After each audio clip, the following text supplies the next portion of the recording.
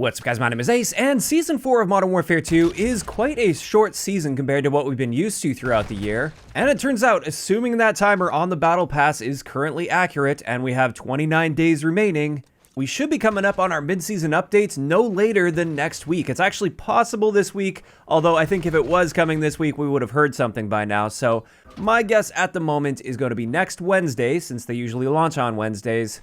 And today, I just wanted to go over a couple of the items that we know are coming with this mid-season update, including a walkthrough and overview of the new multiplayer 6v6 map, which is Vondel Waterfront. Before we get into that though, a quick section talking about the weapon that we're most likely going to be seeing next week. In the blog post for Season 4, they mentioned that there's going to be a redacted shotgun that's going to be added at Season 4's mid-season point.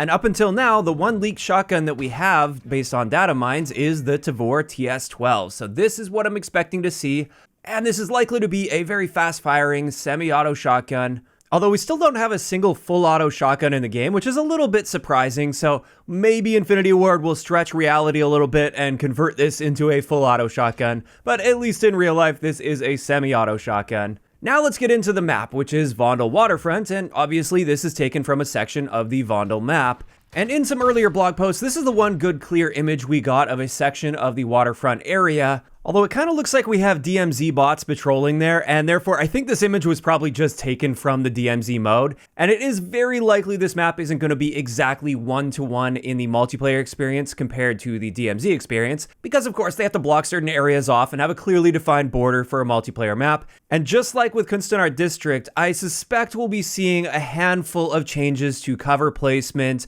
as well as potentially some borders that prevent you from getting into certain areas of the map. And I don't think this is necessarily showing that off, but this is also just the back end of the map as far as we can see. But let's just do a little bit of a walkthrough here while I discuss my thoughts on this map. So this is the map as it currently is in Vondel.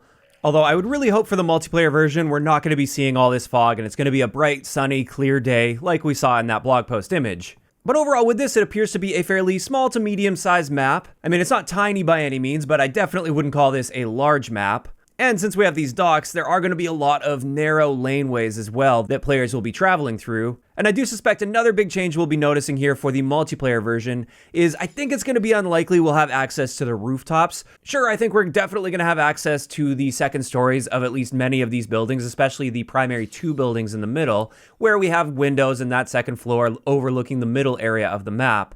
But I just doubt we'll be able to get right up to those rooftops. I think that could introduce a bit too much verticality. And then another big question that I have after exploring through this map is, will they be completely blocking off this street area, or will they open a little bit of that up to give you another lane to be getting across the map in? I can honestly see it going either way. They might completely block it off here, which would make that top lane, as we're looking at it now, that would make that top lane a little bit disjointed, and you would essentially have to use the water to navigate all the way along that side of the map. But perhaps that's something they want to go for. Or alternatively, they may open up a small section of that street. They would probably have to introduce a few pieces of cover there as well. Otherwise, it would just be a death trap covered by snipers all the time.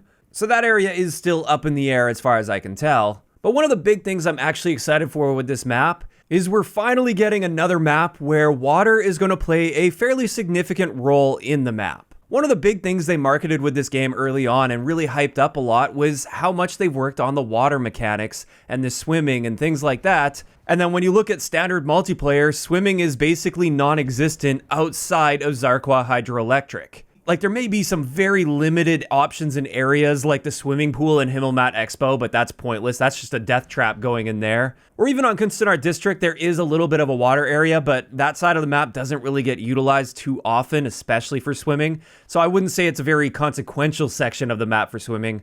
Whereas with this map, it looks like we're going to be able to do a whole lot with the water. You can get a full-on flank. You can just swim under the entire map and get right up behind the enemy players, which I think is really cool, just because I think it introduces an interesting element to it. And while I definitely wouldn't want mechanics like this on every map in the game or anything, I do think it's nice to see at least one additional map that allows you to properly utilize the swimming mechanics in the water and balance that risk versus reward, where when you're underwater you can only use a pistol, you can't use a primary weapon.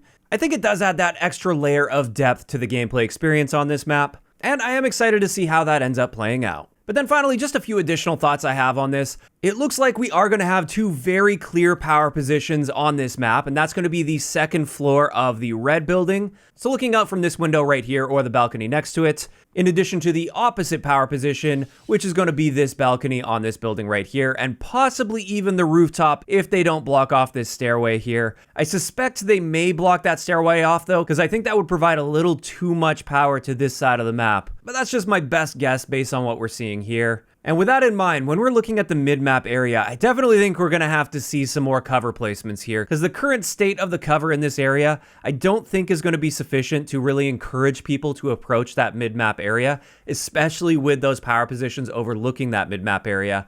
That would just make this center area a complete death trap, so I'm curious to see what they end up doing as far as cover placements go there. But with that, that is going to wrap it up for today's really quick video, just giving you guys a sneak peek of what we can expect to see for that Season 4 Reloaded update, which again, I suspect will be coming next Wednesday, July 12th. And this is where I want to hear from you guys in those comments down below. First off, what do you guys think about the idea of the Tavor TS12 coming with the Season 4 Reloaded update? And second, after seeing this walkthrough, or perhaps just playing in this waterfront area on Vondel, what are your thoughts on how the waterfront area seems to be shaping up for a multiplayer map? Do you think this is going to be a good map, a bad map? Do you like the prevalence of the underwater areas on this map? Are you excited to see another map that properly utilizes that? Or would you prefer if that just didn't exist at all? Just let me know all of those thoughts down below. If you enjoyed the video, a like rating is always appreciated. And don't forget to subscribe for more if you haven't already. I'll talk to you guys next time.